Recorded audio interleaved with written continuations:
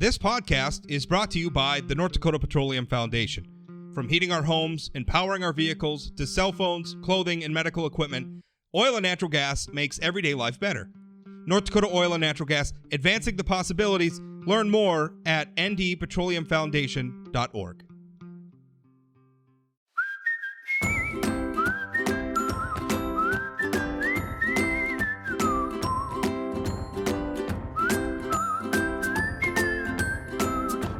Welcome to the Plain Talk Podcast, and in a moment, going to talk with a gentleman who's been doing some polling for an organization called Public Opinion Strategies. His name's Jim Hobart. He's been doing some polling about coal in the state of North Dakota, and I mean, obviously, because it's a public opinion survey, how the public feels about coal, which matters.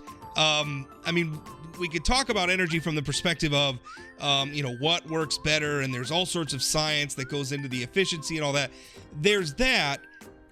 But there's also the political side of it. And like it or not, politics drives a lot of where we get our energy from. People have different attitudes about it. Those attitudes get reflected in who we elect to regulatory offices, who we elect to legislative offices, who we elect to executive branch offices. And then those elected leaders make decisions based on public opinion as well. So we're going to talk about that in just a moment. But before we get there, my usual admonishment, thank you for everybody who's been tuning in and downloading. As always, I really appreciate it. One thing that really helps the show out, if you leave a review for the podcast on whatever platform you're listening on, Spotify recently enabled reviews. If you leave an honest review of the podcast, however you're listening to it, that really helps. Also, remember, if you're streaming this on Facebook or something, if that's the way you like to listen, hey, that's great. But if you want to be notified of new episodes as they pop up, remember, if you use a podcasting app like a Spotify, like Pocket Cast, like Podcast Addict, there's a million of them out there. If you subscribe that way, you get a notification on your phone or whatever device whenever there's a new episode, and you can tune in right away. Also, don't forget, I write for a living as well. If you would subscribe to, and really you can subscribe to any of our newspapers. We have dozens of them, including 4 dailies in the state of North Dakota. If you go to any of any of our news websites, and you subscribe, geez, I'm coughing.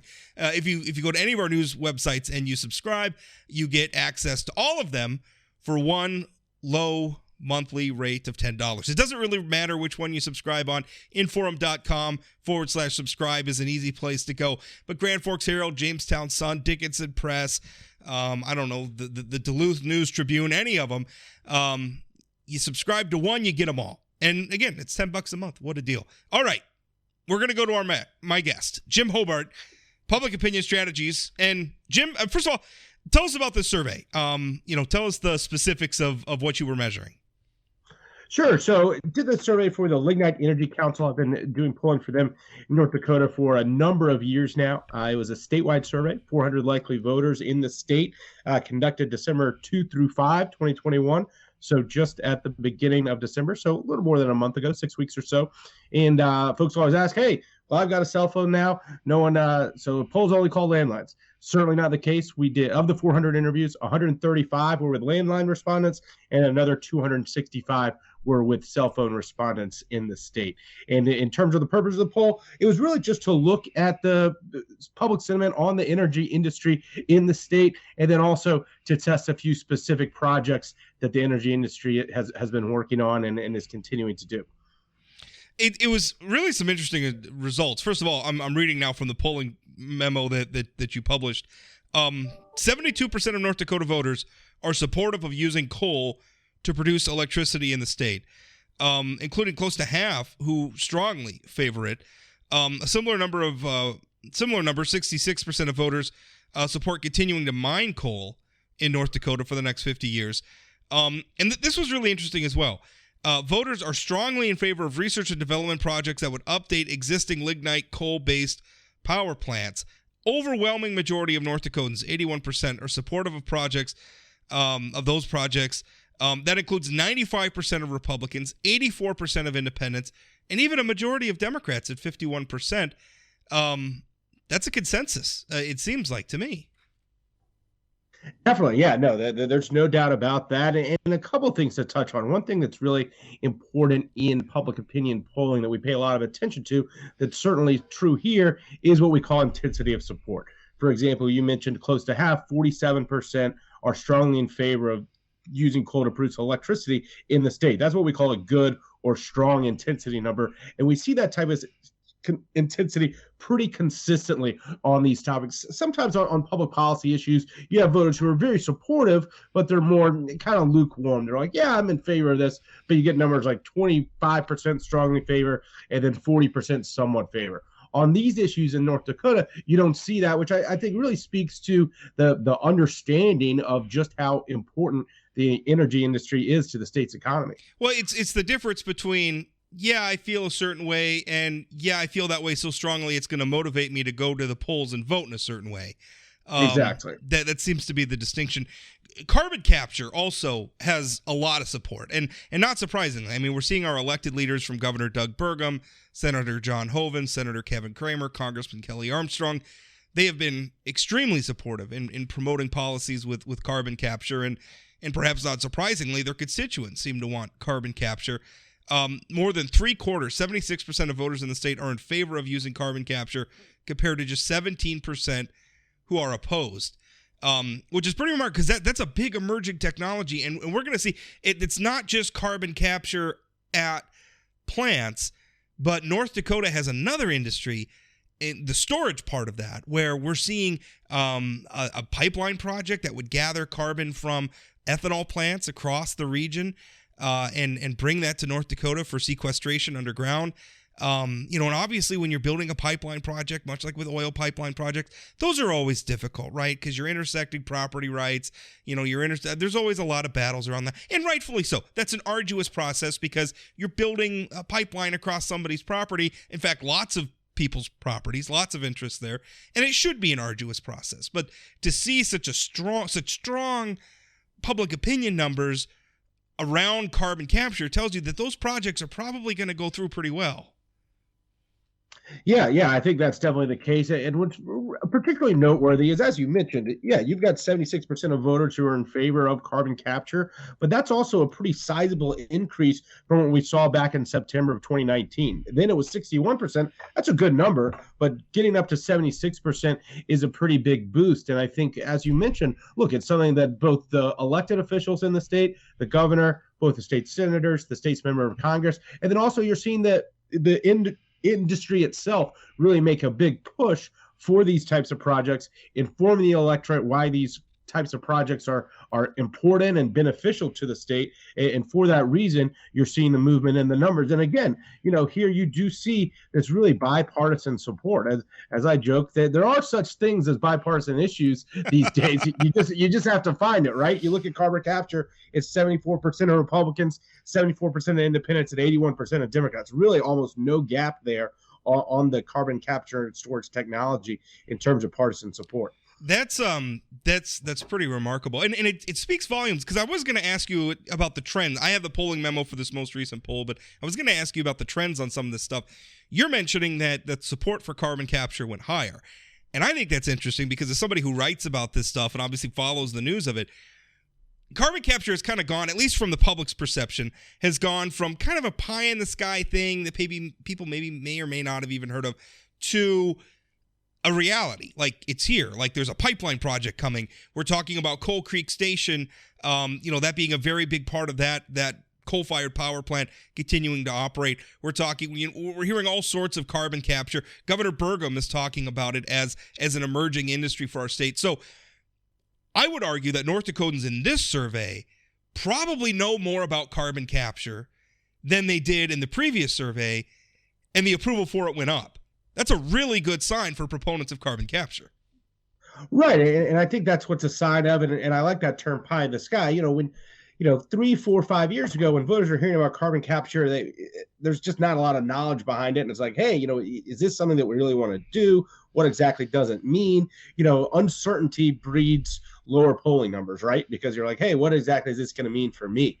But now, like you said, voters are more aware of what it means, and they understand that, hey, this is an exciting new technology. This isn't a scary new technology, and it's a new technology that can really benefit the state and help it continue to be an energy leader in the country. Yeah, I mean, not just can it make our existing industries better, whether it's coal or oil or ethanol or any of the agriculture. I mean, there's a lot of applications for that. We're just, I think, seeing the tip of the iceberg. Not only can it make those better, but it's also creating a new industry, right? So, there's people that got to work on those pipelines. There's people that got to work at the sequestration process. I mean, it's more jobs and more prosperity, and we can bring other states' carbon to our state and store it for them.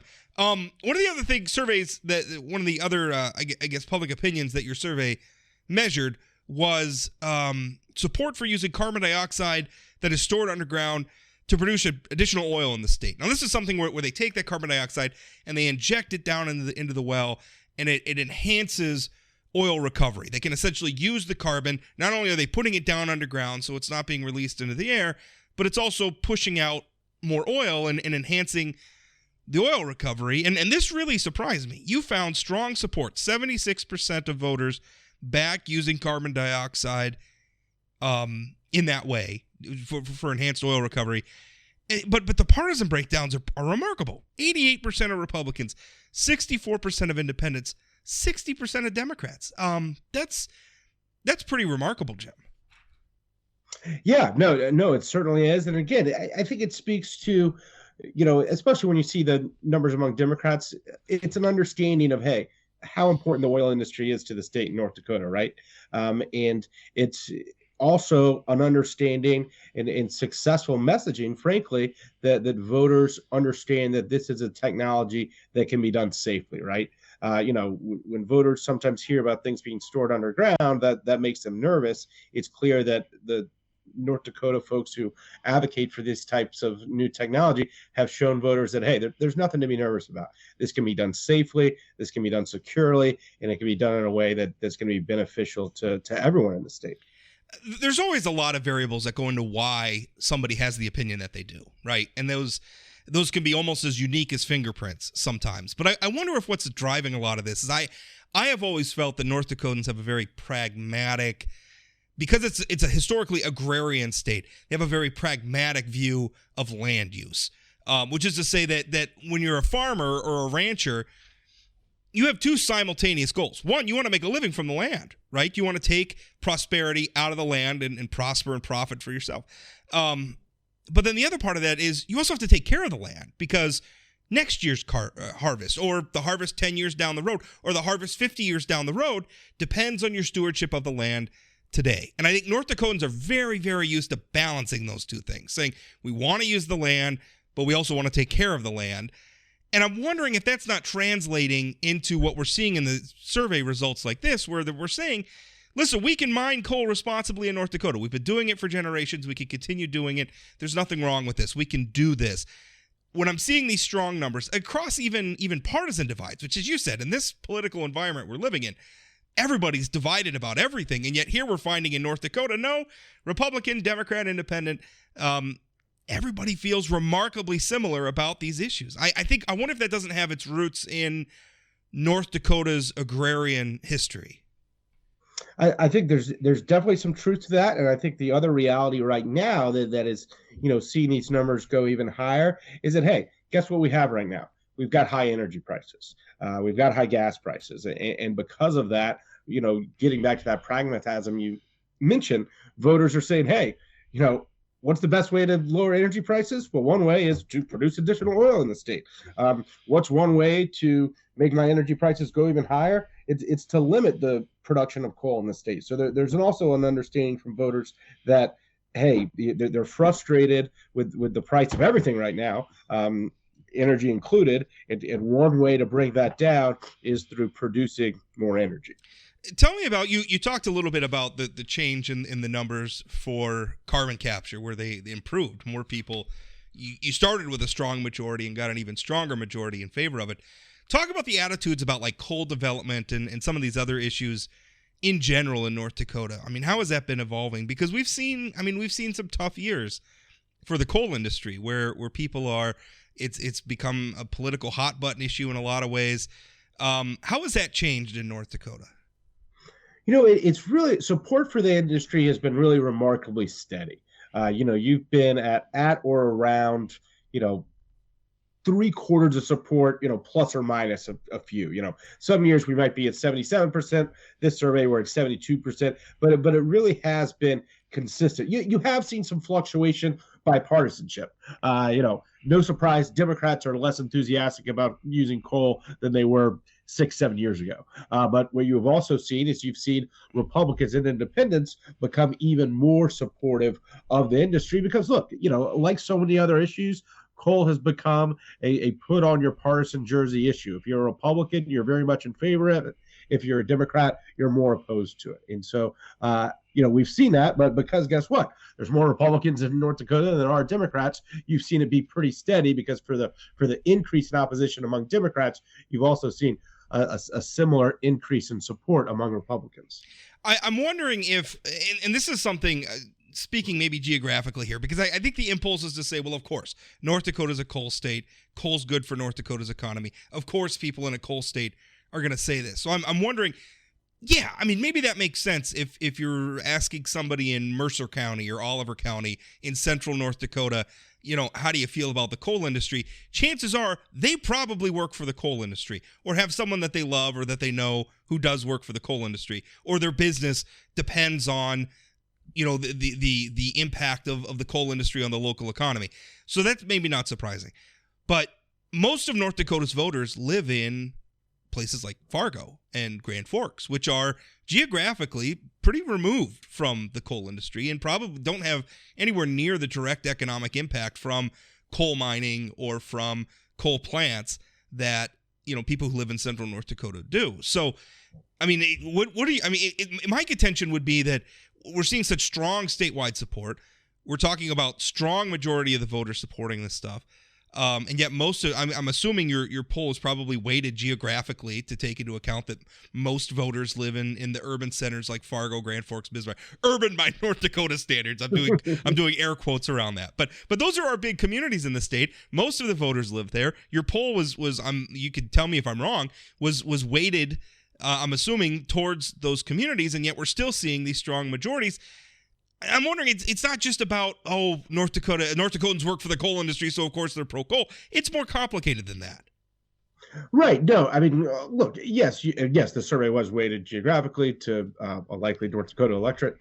And yeah, you know what? Voters in the western part of the state, the more rural communities, sure, are they a little more supportive of coal? Yes, they might be up at 78, 79, 80%. But guess what? You can do the math just as well as I can. If it's 72% overall, then in those urban centers, as you mentioned, using the air quotes, the numbers are pretty strong there too. You're still seeing north of 2/3 of support in the communities that are more removed from the coal industry. And again, you touched some on this earlier, but North Dakotans just have a real understanding of the industries that help the state, right? It's a smaller state. It's not a state where, you've got one whole big industry in one part, and then, the other one. It's not a state where the right hand doesn't know what the left hand is doing, so to speak. And so there's certainly an acknowledgement and understanding that the coal industry and the energy industry as a whole in the state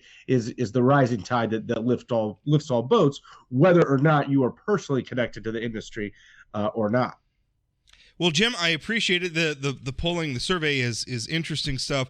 As a matter of fact, when I post this column on when I post it online, or this podcast, I should say, I'll include the polling memo because I think it's pretty interesting numbers. And again, I mean, we're debating this stuff. I think we're all trying to find a path forward. That divide that I talked about earlier, that I think ranchers and farmers know so well, which is how do we use this resource while simultaneously protecting our resources, our land and our air and everything else. And I think there's a pragmatism here that's showing up in North Dakota that's very heartening. Jim, thank you so much for your time. I appreciate it. Yeah, Rob, really appreciate it. Have a great rest of your day. Well, that was some interesting numbers about the coal industry from Jim Hobart. And again, the public opinion matters when it comes to energy because the people who make energy policy are, for the most part, elected. So how the public feels about these things matters, and those are certainly some very interesting numbers about how North Dakota feels when it comes to things like coal development. And I would argue, even more importantly for North Dakota's future, carbon capture, which again, I agree with Governor Doug Burgum entirely. That is an emerging industry for our state. Anyway, now we're going to switch gears. Going to talk with Grand Forks Mayor Brandon Bochenski. Now, the reason why I wanted to have Brandon on is recently the University of North Dakota, it came to light. And in fact, I think I was the first one to write about this back in October, where I had got my hands on a draft copy of the rule. And I want to be very, very clear.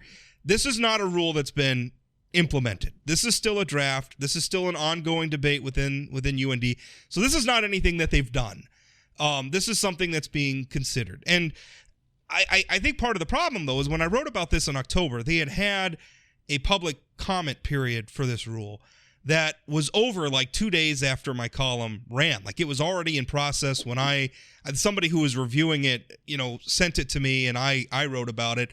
And by the time, interested parties like the North Dakota Catholic Conference agree or disagree with their point of view, they obviously have an interest in this policy. By the time they got around to maybe having a say on it, the public comment period was already over. And there was a feeling, I think, that this was kind of being done below the radar and being pushed ahead too quickly. Now, more recently, UND President Andrew Armacost, responding, I think, to criticism from the Catholic Conference and others, has said that they're going to, I don't know, I think maybe slow the process down. Maybe he would argue that they weren't speeding it up in the first place. But that was my perception, is that they're maybe going to slow the process down. And I should probably tell you what this rule is about. It's about transgender students on campus and how they're going to be incorporated into the larger campus culture. Now, some of the things, this draft policy, and again, this could change, this may not even be implemented, but some of the things it talks about are use of university facilities, and not just bathrooms, but locker rooms, right? I mean, a bathroom is one thing where maybe everybody has their own stall. A locker room is a different environment. Also, pronoun use. If you intentionally misgender somebody or you don't use their preferred pronouns, you could face discipline from the University of North Dakota. Now, the Catholic Conference is opposing the policy, and when they sent out a letter recently to their supporters, Mayor Bochenski came out and supported the letter, posted a Facebook message about it. I'm going to quote from that. He said, I quote, "Compelling speech enforcing ideology on our students, our children, and our community is abhorrent. Is it possible for a university to focus on academic rigor and preparing our youth to enter the workforce with the skills of adulthood? A sad day for my alma mater." Now, Brandon, first of all, thanks for your time. Thanks for coming on. And what caught your eye about this issue? What made you feel like you needed to speak out? Yeah, thanks for having me. I think you did a great job of sort of surmising the situation. Really, I was probably in the same lines with what you had talked about, and just the transparency factor. I didn't know a whole lot about it. I know I had read some articles. You can't find this policy anywhere on their website. It's very difficult. Actually, reading the letter from the Catholic Conference, and that's where I actually found it. It was on their website, not on the university website. So I think it lacks some transparency, and I had some concerns, regarding the facility use, the housing use, some free speech use, and just the transparency in general. So I felt like it was an opportunity to get it out there. I know I had spoken with a number of local legislators that had some meetings and asked for it to be put out there more, so people knew about it, because people just didn't know about it. And that was frustrating, I think, for them, frustrating for me. So I felt, here's a way to get it out publicly and open the conversation, and it certainly has. That's for sure. Yeah, Chris Dodson from the Catholic Conference, and I just want to be clear. Like, I'm an atheist personally, so I don't really have a dog in their fight. Right. But I mean, I have an interest, obviously, in the policy at the University of North Dakota. Chris Dodson, he's the legal counsel for the Catholic Conference. He actually sent me an email after my October column went up, and that was the first he had heard about it as well. So I think there was kind of a feeling that they were going to try to push this through under the radar, and maybe they didn't want to have a public debate about this. But I think the thing is this is some very, very consequential stuff for the University of North Dakota and the state of North Dakota, insofar as, the UND, I think Senator Ray Holmberg, long-term state lawmaker from Grand Forks, one of the things he noted is that probably other universities would seek to emulate this in the future. Now, Brandon, one thing that you said that I thought was very interesting is you felt that by UND pushing this policy, it was kind of sending the message that Grand Forks and UND aren't already a welcoming community. That rankled you a little bit, it seemed to me. Yeah, I mean, I think this kind of comes to the sort of the progressive tip of the spear ideology that they constantly have to push, further and further into. I would say you could even talk, race and sexual orientation, all these things, and the bar of what is discriminatory harassment has been brought in so low that generally, people are pretty nice, and you're just not seeing a ton of these reports. You hear about it secondhand, and everyone has a story about this discrimination harassment, but it's just on day to day. I see North Dakota as being a friendly place that really is a live and let live type of state. And to continually hear that we need these policies because we have such a big problem, to me, I take issue with that because I just don't see that as the case. And I know I'm not there to see everything, but largely I think we have a community that is pretty friendly, pretty welcoming, and a really safe, inclusive environment to begin with. My understanding is, and again, I don't have all the data in front of me, but I think anytime somebody proposes a public policy, whether it's like an administrative policy like this or a piece of legislation, the first place my mind goes to is, what's the scope of the problem? What are we trying to solve? Show me, like, if too many people are slipping on banana peels on the sidewalk, we're going to pass a law about, making it illegal to throw banana. That's probably already illegal under litter laws. But you know what I'm saying? Like, how many people are slipping on banana peels before we need to, like, ban bananas or something, right? Like, that's where you have to start. Like, before you do anything else, what's the scope of the problem? And I'm looking, and I think there's people out there who say that there's a problem, but how many complaints are filed, right? I mean, how many do we have incidents of harassment? And also, why, if somebody's being harassed or anything like that, and I want to make sure to put this caveat in, and I'm sure Brandon agrees with me, every single person in Grand Forks, every person at the University of North Dakota, every person in the United States of America, every person in the world deserves to be treated with dignity and respect. Just full stop. They're human beings. That's how they deserve to be treated.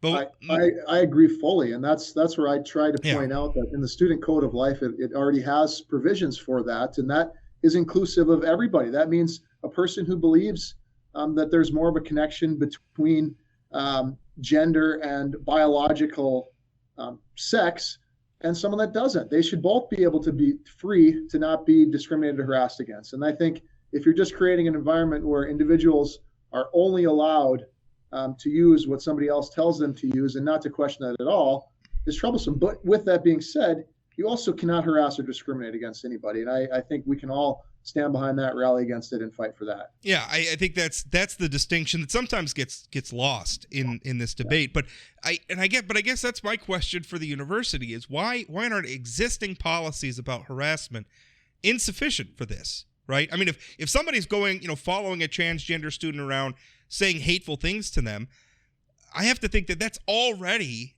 against UND policy. I mean, what more policy do we need? That's part of the problem I'm having with this. Well, and I think that's right where I'm at. And I think the when you have people that you've hired, though, that their full-time job is diversity, equity, and inclusion, they have to provide progressive ideas and progressive things, because otherwise, how do they justify? You've almost, to me, if you're not having a whole lot of cases of discrimination and harassment, then you've done a phenomenal job and you have a welcoming community. But there's this sense you have to keep pushing the needle further, even if there isn't maybe something there. So in that press conference, they did say there's been zero formal reports or formal complaints. There had been reports, and whether they meant that in a true written report way or just hearing a report, they weren't fully clear on that. But with zero things reaching to the level of formal complaint, it did seem like they were searching a bit and trying to find a solution that didn't have as much of a problem. I don't know. My sense sometimes is that we do these things because they become political hot button issues. Like we have something we're having a debate that's going on nationally or something, and so local people feel like, well, we need to inject ourselves into that debate. We need to be a part of that debate, and it almost becomes is fad to. I mean, it almost seems like fad policy to me. Does it strike you that way as well? I don't know if it's fad or knee jerk. I mean, these are conversations that we're having nationally. did I really want to get and insert it into this conversation? No, but if the university that I went to, it's within our city, and I feel like they're not being transparent, then that's where I felt like I had to get involved. But did I really want to be involved in this? I think it's hard, because the moment you question even a policy, I would say the woke or the far left automatically assumes that you hate and you're against everything to do with it. Now somehow you're totally against transgender people, and you're pushing them down. That's why I think these fads and interjecting it, and this sort of, like I said before, the tip of the spear progressivism wants complete and utter obedience and loyalty to what they say. And I think that's the troublesome part. So whether it's a fad or not, it brings this in where you can't even question it. Can you imagine a student or a faculty member even questioning this policy? If you look at Facebook, and there's massively mean comments on both sides after I post this, and I was going to ask you, what has the response been like after you made this statement? Yeah, I think there's some people that were definitely supportive. They dissected everything that the Catholic religion has stated and said, no, you are now supporting everything the Catholic religion stated. And I said, no, that's not the case. Just the way I read the policy was I had similar beliefs in what they're saying. But it's been on both sides. But I mean, keep in mind, I was trying to tell people, Facebook, Twitter, I think even David Chappelle said this. It's of course not the real world. So let's realize that Facebook and that isn't reality. So it's been mean on both sides. I wish there would have just been good debate on both sides of this topic without people getting nasty and mean and calling other people bad names on both sides, quite frankly. Have you spoken to UND President Armacost about this? Yeah, we spoke. And like I said, I didn't want to go out and try to put him in a bad spot, but I felt that there was a lack of transparency. We did speak, and he said there's some things that they wanted to further clarify, which I think they did on the housing. It's still difficult if you read the policy on use of facilities and housing. It wasn't quite clear. It really, in my opinion, shaped that anyone was going to be housed with the how they expressed their identity, and whether or not you wanted to be housed with somebody that lived or that believed that you were going to be. And to me, it seemed that if you said, I don't want to be, that you're now discriminating. So it had some nuance that was interesting, but he said they plan to clear that up at the press conference. And I think whether they backpedaled or cleared some of that up on housing, I do think they addressed at least that part of it. You do bring up an interesting point where in this environment, if you object to something like pronouns, like you say, and I should say my personal policy, I try to, if I run into a situation like that, I'm going to try to address somebody the way they want to be addressed. Also understanding that I'm 41 years old. I've been using the language a certain way most of my life. I'm probably going to make mistakes, or I'm going to forget, and I hope they understand that I'm going to make a good faith effort to respect that from them. If that's what they want from me, it costs me nothing to be polite, right? I wish more people would remember this. It costs you nothing to be polite. So that's what I'm going to try. But I worry that somebody who just comes out and says, well, gosh, I don't know. I think maybe opening up a locker room to somebody who just says that they identify with a certain gender could cause some problems. Now suddenly you're anti-trans. And I think that's such an unfortunate part of this debate, where if you implement a policy like this, I think it becomes difficult to even voice concern or criticism without being lumped in with bigots. Yeah, I don't think you're allowed to provide any skepticism or scrutiny. I think that, it goes to the other extreme. So I think that's concern, and I've obviously seen that. And I probably, looking back and getting it out there and trying, I hate the shock value, and I hate that I didn't mean to present with a shock value in what I wrote. I probably, just tend to be, when I believe in things, pretty vigorously believe in them. So there was probably a little more vigor than needed to be there in my statement. You're direct, you're blunt. I run into the same problem. Yeah. I have all the subtlety of an avalanche. So Well, if I could do it over again, I probably would have been less blunt, as you put it. That's probably a good word. And now I've been lumped in with that, a closed-minded, knuckle-dragging hockey player just wants to hit people with his stick, which is, just as insulting on the other side of it. But I digress. It's interesting because I think this is almost a microcosm for what we're going through in our larger life in America, where, I mean, you're obviously, I write about politics, you're involved in politics, you're an elected official, and a lot of it, there's so many people who seem to think that it's all about just imposing your will on the other people, right? And like if I win, if I get this law through or I get this candidate through, and then after that, I've won. And I think what we forget is that we still got to live next to each other, right? So after the University of North Dakota, if they do end up promulgating this policy, I think they have to do so with the mind that all the people who are critical of it, all the people who are skeptical of it, who don't like it for various reasons, they're still going to be part of the Grand Forks community, part of the UND community, right? They're still going to exist. And I think that's why it's maybe the lesson is it's so incumbent upon us to try to find policy solutions that we can all live with. Not, I feel this way and I have the numbers in this political moment, I have the legislative majority, or I control the whatever the process is that's making the policy, so therefore I won and you're just going to have to live with it. I feel like that attitude is tearing us apart as a country. Well, yeah, I think nobody can disagree, and we're being pulled so far to the left or the right that the center has just, it seems like it's no place to live anymore, because then you're attacked by both sides. But I think you're right. On the policy side, we shouldn't be creating policies to be able to go. Policies should be created, should somewhat be a win for everybody. If it's created and it's debated, it should somewhat be a win for everybody. If you're only fighting for it so you can say, yes, I beat down that ideology or that political stance, then you're creating policy for the wrong reason. And I think we've gotten to a place now where you've seen it on the national level. We need this win. This is a win for us if we can win this, and that'll, we'll push. Well, everything too is like in terms of the world ending, right? Like if we don't pass this policy, terrible things are going to happen, or if we do pass this policy, terrible things are going to happen. I mean, everything, to quote Spinal Tap, everything is turned up to 11 all the time. And it's which I think kind of bothered me about this is there's this argument where we have to pass this policy at UND because people are being harassed. But yet the obvious question is, well, where's the evidence, right? And I feel terrible if anybody's been made to feel bad about themselves or has actually been harassed or whatever.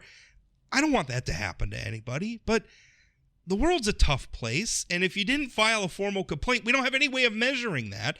By the data we have available to us, there doesn't seem to be a problem at UND, which already has expansive policies about harassment. So why are we, I guess, why are we picking a fight we don't have to fight?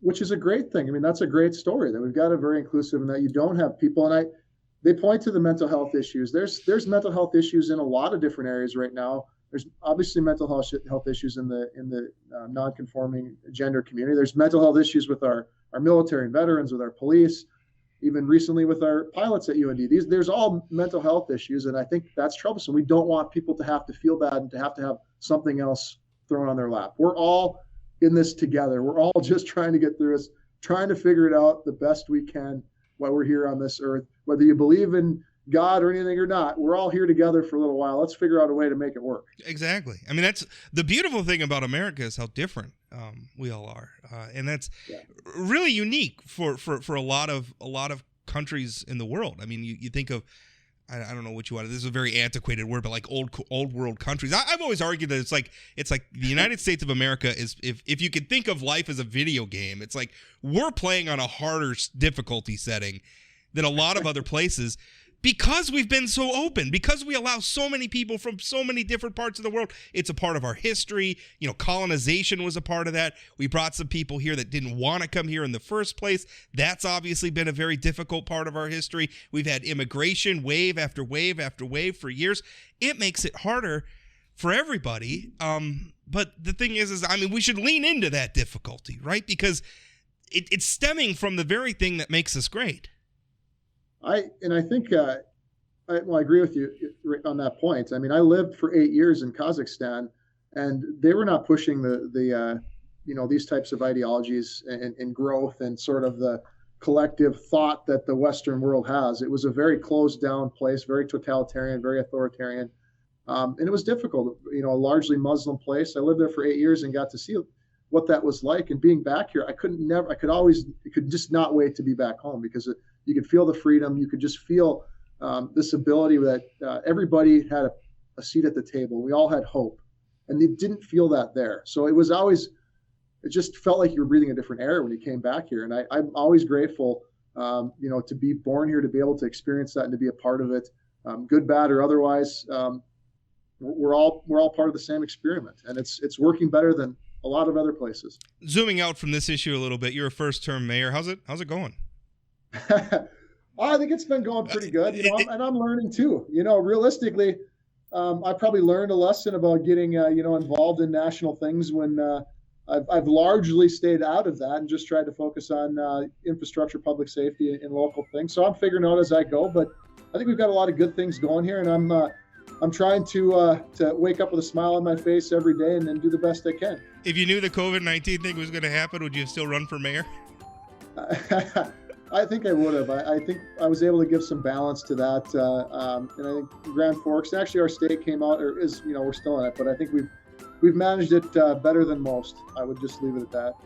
I think we've done pretty well. Well, Brandon, I appreciate your time so much, and have a great rest of your day. Yeah, thanks for having me on. Really appreciate it. Take care.